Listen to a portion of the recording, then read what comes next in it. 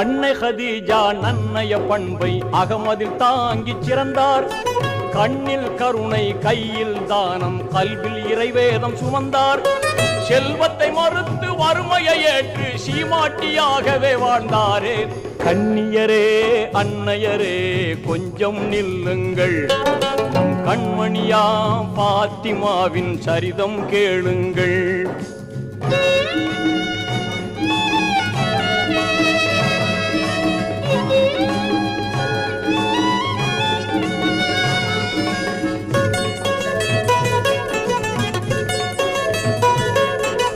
வானவர் வாழ்த்த யாவரும் போற்ற வீரர் அலியை மணந்தார். தீன்குல பெண்கள் குரவை ஒலிக்க சிறப்புடன் இல்லறம் புகுந்தார்.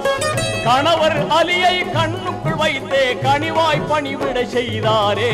கண்ணியரே, அன்னையரே,